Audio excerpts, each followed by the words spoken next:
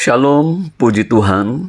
Pagi hari ini renungan kita diberi judul dipilih dan ditetapkan untuk menjadi saksi Kristus, terambil dari kitab Kisah Para Rasul pasal 22. Dalam Kisah Para Rasul pasal 22 ayat 14 sampai 16, demikian bunyi firman Tuhan.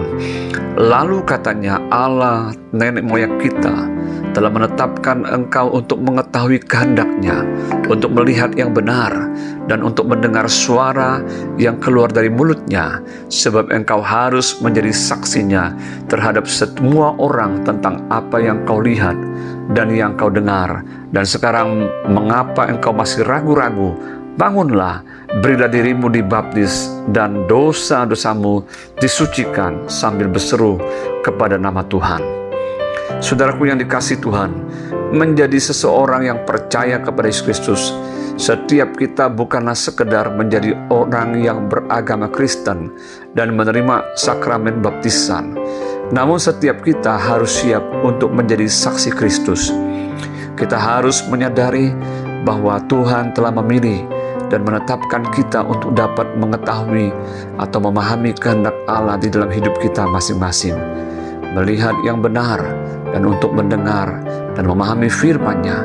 Itulah yang dialami oleh Rasul Paulus ketika Tuhan memanggil dan mengubah hidupnya dari seorang yang dikuasai oleh roh dan fanatisme agamawi, yang membenci jalan Tuhan dan nama Yesus Kristus.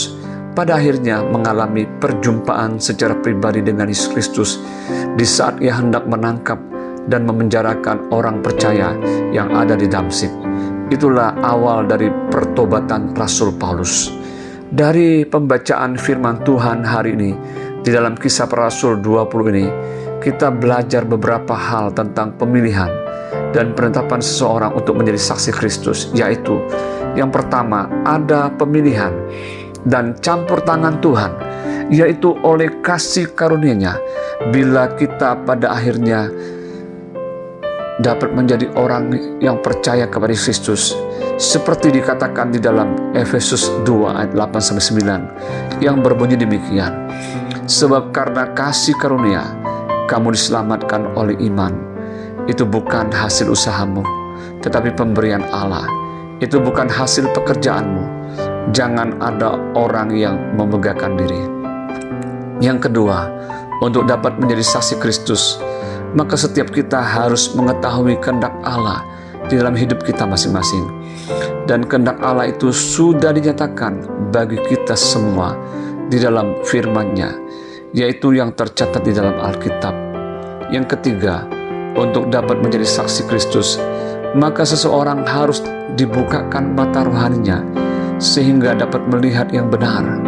Dan satu-satunya yang benar itu ada di dalam Bapa pencipta langit dan bumi, yang telah mengutus Yesus Kristus sebagai jalan, kebenaran dan hidup yang satu-satunya kepada rumah Bapa di surga.